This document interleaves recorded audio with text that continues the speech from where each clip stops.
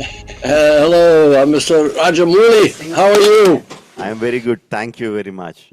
How are Thank you for you? doing this. I'm It's fine. I'm my fine. pleasure. I'm a little tired. We've been bopping all over the world. We went to Los Angeles, Paris, China, and Tokyo, Japan. And now I'm back home in New Zealand for 2 days for our New Zealand premiere. You've been on these.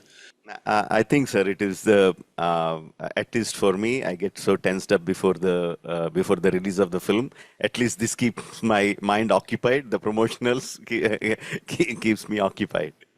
Yeah, exactly. Because otherwise, before the film comes out, I don't know about you, but I'm always very nervous. And if I don't have something to focus on, I'd just be pacing back and forth all day. Absolutely the same thing here, sir. Well, I look forward to our dialogue. And once again, thank you for doing this. I know you must be very busy with Varanasi now. Yes, sir. But it's an absolute pleasure. All right. Well, if I can reciprocate, when your new film is coming to market, please keep me in mind. I love to have a dialogue with other filmmakers. I think we need more of that. Thank you, sir. We'll definitely do that. Thank you. Thanks for the offer. First of all, I would like to thank because you made me the first person, or probably the only person amongst 1.45 billion people, Indians, to watch Avatar Fire and Ash. That feels very, very special. Thank you very much for that. It's our pleasure, and thank you once again. Thank you so much for doing this. I think it's important for filmmakers to talk and compare, similarities in their mental creative process and in their technique and so on. I'd love to come to your set. May I come to your set sometime and watch you create your magic? Oh, that would be an absolute pleasure, sir. You're most welcome. And I mean, not just me, not just my unit, my entire film industry will be thrilled. Well, I can't think of anything I'd rather do. So I think you're shooting for a while, right? On the new film on Varanasi. Yes, sir. It's almost a year now, and another 7, 8 months to go. Yes, Oh, we are in the middle of the shoot. okay, plenty of time. Well, tell me Yes, when sir. you're doing something fun. I don't know, something with tigers. Yeah, yeah, yeah, definitely, sir. Thank you very much. Okay. Sir, watching Fire and Ash was an absolute pleasure. I, Well, thank I you. mean, hats off to you for creating those complex sequences, those visuals, those characters. I mean, I can Thank you. go on and on. But Thank you. but for me, I mean, I was like a child in the theater watching them, the Wind Good. Traders, Good. Ash people, the new characters. Warang was absolutely stunning. But I Thank thought you. for me, after I come back from the theater, when as it wouldn't leave my mind, your film wouldn't leave my mind. What really got me hooked was Jake's moral dilemma. Hmm. I thought Avatar, the first Avatar had it. It was so strong. Jake's moral dilemma between Yes. the Navi and his own people. I Yes. thought, can he ever beat it in the Right. coming films? Can he ever beat it? But I think in this, it is much more stronger. I mean, if I talk a little bit more about it, probably I'll be a spoiler. I don't want to be that, but We'll dance around the spoilers. I call them teasers. yes, yes. So my question, my actual question is that Avatar has like innumerable subworlds in it. There are so many characters, strong characters, fun characters, complex characters, and I'm sure you have many more characters in your mind than in the film. Correct. So when you have so much of information, so much of playthings around you, which one do you give precedence? The emotional crux or the characters, or can't you separate them? I want to know at the writing table what drives you forward. I think, look, for me, a really critical part of working with the actors to create these interesting and rounded and quirky and unique characters is the writing process. So on these films, I worked with other screenwriters to shape the story. But then I took it and I ran with it myself, and I wanted to individuate each character. Now, some of the characters were new, and some of them were for actors I'd worked with before, like Sam Worthington and Zoe Saldana, because they were in the first film, and Stephen Lang. And I wanted to hear it in the sound of the dialogue that I knew it would sound like coming from them. So and there's a lot of me in each one of the characters: the stern father, the misunderstood son, even the strong women. I don't know, maybe I was female in a number of past lives or something. For some reason, I can relate to that. But I think, the more likely explanation is that I've always been attracted to strong women. My mother was a very strong figure in our family, as is the case with a lot of people. So the writing gives me something useful to help the actors. I always believe it's the director's job. Yes, you're supposed to be the visionary and the architect and all that, but really in the actual moment of creation, it's really, I feel I'm just there to be helpful. What do you need? What helps you? What prompting or what discussion or what creative dialogue helps the actor in that moment. And every actor, as you know, is different, so you have to key in to their different creative processes. But it gives me a way to be useful to them, having written the characters and thought through all of these conflicts and I think of them as collisions. The characters are colliding with each other. Every scene, there's some tension. Maybe they're attracted, but something's keeping them apart. Maybe they hate each other, like Jake and Quaritch, but maybe there's something that's pulling them together that has to be resolved. And it's those little discoveries when you go along in the writing process. One of my big discoveries, I love that you focus on Jake's moral dilemma, because that was a critical part for me. And to me, there are even dimensions within that. His dilemma is, I'm a warrior, I'm supposed to defend my people, but if I take them to battle on a big scale, as he knows he can do, he's done it in the past, if he gathers the clans together and if he takes the battle to the enemy, he knows they're technologically superior, they have vast numbers, and many of his people will die. And that's the great dilemma of leadership, right? And Jake has to resolve that for himself. But he also has the dilemma of being a father. He now can't be that young, reckless guy that just jumps onto a creature and tames it, and he's got a family, he's got a responsibility. And he knows if he brings them into battle, his own sons, his own children could die. But yet, and it kills him, it tortures him to not fight. And of course, as an audience, we want to see the gunslinger go out and dig up the guns and go back into town and shoot the bad guy. We know it's a myth that goes back thousands of years, the reluctant warrior, right? So I'm not creating new ground with that, but I thought that somehow juxtaposing him as the reluctant warrior and the father confronting a generational issue with respect to, being this legendary figure, I thought that might be an interesting problem. And Sam Worthington, from the first film to the second film, he became a father. He has 3 sons. So it was much more available to him to play the heartbreak of the loss of a child, which they're, coming out of movie 2 into movie 3, they're under this cloud or this shadow of loss.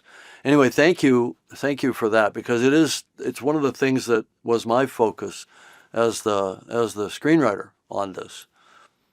As you were mentioning, 2 of the beautiful conflicts in the film was between Miles and Jake, and also, of course, between Neytiri and Warang. I'll Exactly. come to the first one. In the first film, we were very clear. I clearly hate Miles. But Right. as you slowly started going forward, and especially in Fire and Ash, I want to hate him, but I can't. I want to side with him. I want to love him, but I can't. So I Right. think you took a special affinity towards Miles. It feels like that. The conversations between Jake and Miles were like it happens a couple of times in the films. They were like beautifully written. There was fun. There was a lot of angst going through them, Yes. but the conversations were fun. They were beautiful. But I think you have a special affinity towards Miles. Did you start falling in love with him as you started developing the character? I think I always loved him, but I kept him very simple in the first film. And then I threw some obstacles in his path in the second film because he's sort of essentially reincarnated in a new avatar, if you will. He's taken flesh again, same personality, same mind, but now he's questioning, he has this big identity crisis. Am I still that guy who was human and hated this world and was at war with it? And now I'm in the body of my enemy? And how does he reconcile that? How does he reconcile having died with the memories of having been a father of this boy?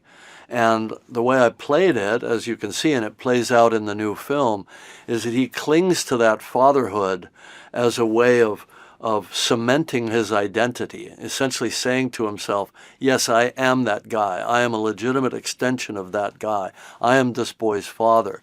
He chooses that. Even though in movie two, he kind of rejects it. He crushes his own skull to sort of try to tell himself, I'm a new person. I can be whatever I want to be. But he goes back, he's drawn back to that role and that character that he used to be. So I had a lot of fun with Stephen Lang um, around, creating Miles. And then obviously there's a new layer here, which is that Jake and Quaritch have to ally with each other briefly to try to protect Spider. So I kept sort of thinking, well, what is Spider? What is he in all of this? And I realized he's actually the intersection point of all the different character pathways. He's the one that glues together Quaritch and Jake in a way that becomes complex, because otherwise they're just two guys trying to kill each other for 3 hours, and that's boring, right? So that became more interesting. He's the one that gets caught in the middle of Neytiri's hatred of all humans. She becomes essentially a racist. For her, it's if you're blue, you're good. If you're pink, you're bad.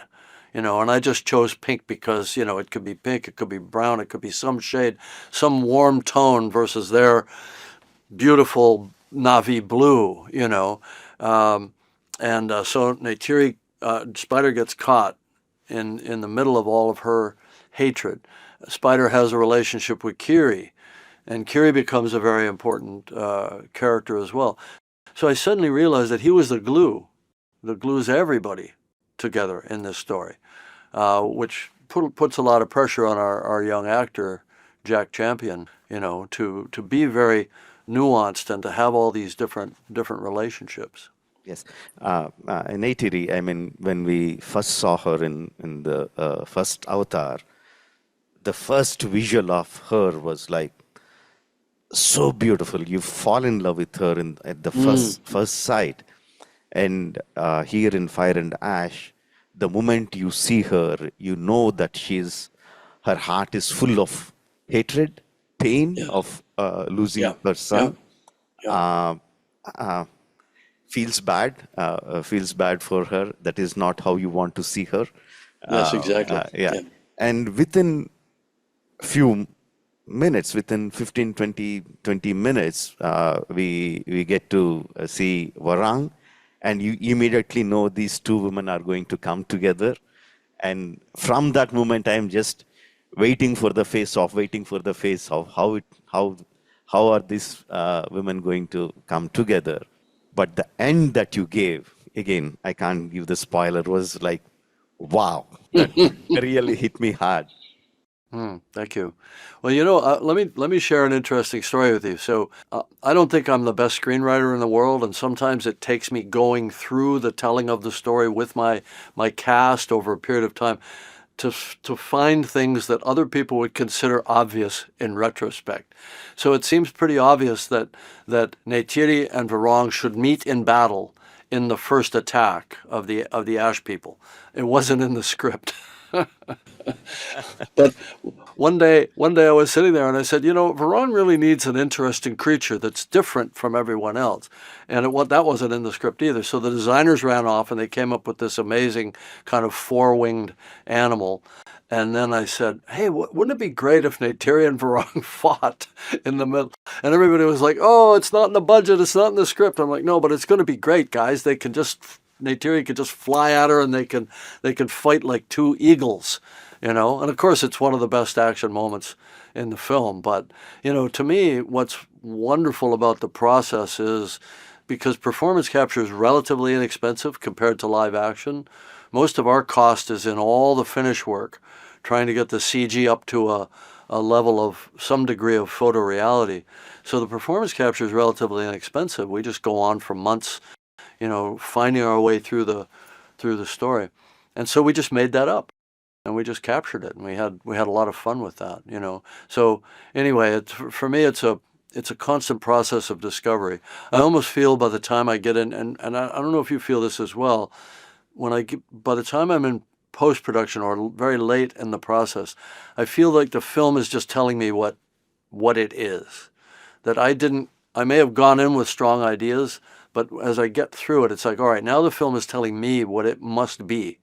And I just need to accept it and go with it and try to reinforce that. I almost feel like the way an actor must feel working with a director, which is, okay, you come in with a lot of ideas, a lot of energy, a lot of passion, but at a certain point, you're going to get guided and shaped toward an end goal.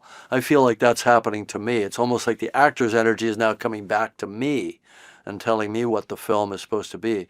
And I think we all grew up with the kind of the Hitchcock myth, right? That everything is perfectly architected, everything is perfectly storyboarded.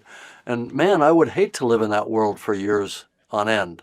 All the work's done up front. That's boring. Yes, absolutely, sir. As we start capturing the sequences, as we start putting them together in the editing table towards the post-production, the initial ideas, many times where we started, seems they are not working. A new shape is coming through, and Yes, it is very difficult for me to either bring the original idea to the form or just give into the new idea. It's a constant struggle for me. I can't make the right? choices so easily. Yeah. Well, this is where your filter, your very refined filter of sensibility that you've curated within yourself and with your team around you, that's where that comes into play, right? Does this fit or does it not fit? Does it push us further in the direction we're trying to go or not? And I would say that's instinct. As you are talking about VFX, I want to ask this question. Um, don't get me wrong. I have utmost respect towards the artists. I think they should be paid their worth, their time, their artistry. No doubt about it. But the VFX cost has been shooting through the roof. I mean, what Yes. costed X dollars just a couple of years back, the same shot, the same complexity is suddenly going through like 4x, 5x. Yes. I mean, you have a big budget, probably you can absorb the cost, but for filmmakers No, like that, I it is mean, like, we do have a big budget, but it's going up. It's becoming unsustainable. and also on the other side, we are seeing the big studios, Rhythm and Hughes and MPC, the big studios are folding because they are not able to take the financial strain. So how do you propose, how do you think or suggest that is there a solution to this problem? How do we go forward with this? I think you're talking about the big existential risk of the current marketplace. You and I make films for theaters. Theater revenues have come down significantly globally due to initially COVID, but that really was just the opening of the door for streaming to start to reprogram people and habituate them to the convenience of taking in all their media in the home. And so we see about a 30 to 35% drop globally in revenues. At the same time, as you say, VFX, all production costs are going up, but VFX are going up on almost a log curve. And a lot of the big vendors are going out of business. They're not able to have a positive margin. So I see this as a huge risk to the kind of fantastic, whether it's science fiction or fantasy or epic or historical films. I'm even thinking like a Titanic. These are the kind of films that it won't be possible for studios to greenlight anymore. And that really worries me. And I don't think there are easy answers. I think we just have to continue to fight to defend that amazing experience in the cinema, because I think the cinema experience is sacred. Streaming's fine. And to the extent that it can provide budgets for writers and actors and all that sort of thing and keep the work going, that's great. We need that. As long as the audience remembers that there's something that happens in a theater that isn't like in the home. And people always talk about the communal experience. I think that's part of it. But I think it's a question of the balance of control. When you're in the home, you have you can pause it, you can stop. You've got a remote, or if you're consuming it on a smaller device, you can pause it. So you don't have that unbroken chain of experience coming in through your senses, right? And I think it's that thing of, if you want to have that sense of transport, that sense of wonder, going to another place, inhabiting other people, because that's really what we do in the theater. We inhabit other people through these wonderful actors, through these performances, because our minds are programmed with, some kind of mirror neurobiology that says, I'm going to feel what you feel. If I see you emoting, I'm going to feel what you feel. So the depth of that feeling, I believe, is much greater in a cinema than it is in the home. And we have to defend that. I mean, we could get into the details of the business, and maybe generative AI may play a role in bringing costs down and so on. But the important thing, I think, is for us as a civilization is to keep that flame of cinema, of this incredible art form, keep it alive. Yeah, I see a common connection in Pandora. Once we enter into the cinema, I think all of us get interconnected. All the audience get interconnected with each other. Not physically, but all of us are in the same emotional plane or something. Like we get connected. Coming to that point, I don't know whether if you remember, Avatar had the single most biggest collection from my city, Hyderabad, IMAX, Prasad's IMAX. The Avatar ran for 1 year. Wow, that's great. At the IMAX. Record. At the IMAX in Hyderabad. Yes, Wow, IMAX in Hyderabad. It's no longer IMAX. That's a different issue. But at that time it was. So you were talking about the cinematic experience. I'm coming to that problem. So the big ticket films like Avatar or all the big entertainers are still finding the footfalls for the audience into the theaters. Yes. In the big screens, but the big screens form a very small percentage of the overall theaters. And yourself mentioned the footfalls are coming down. So what do you think that should be done to increase the audience interest in coming to the theaters and watch the films? Is it the sole responsibility of the content makers to create such a content, or is there something that can be done in the exhibition sector itself? Can be something radically be done with the theaters that the audience find it interesting to come to the theater to watch the films? I think, and I'm going to propose a small partial solution. I think in terms of the quote unquote content creators, you and I mean, we pour our heart and soul into these massive films and we employ thousands of people. I don't know what we could do more than what we already do, frankly. I think we should look at maybe reducing the barrier to entry to young people coming in as filmmakers with VFX. Maybe generative AI can help with that, maybe some other solutions. Democratize the tools and let more people be doing the type of fantastic filmmaking that you and I do. I think that's part of it. But the partial solution that I would offer is, in the home or on any device anywhere, streaming is a 2D medium, whereas theaters can be a stereoscopic 3D medium. And everybody sort of feels like, well, that had its day and then it faded down, and there are a few exceptions that come along from time to time. But it really wasn't done properly when it was at its apex. And it was held back by two things. One, the studios made a conscious decision to assert control by doing conversion in post-production versus shooting natively, and that limited the quality of the 3D itself on the screen.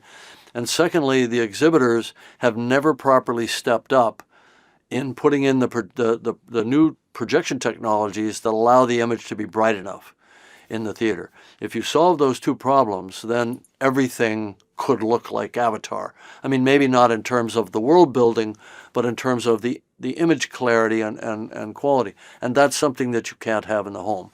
So to me, that's part of that premium experience that separates the movie theater from the home experience. We could revisit that as a solution. And by the way, you and I should talk about shooting in 3D.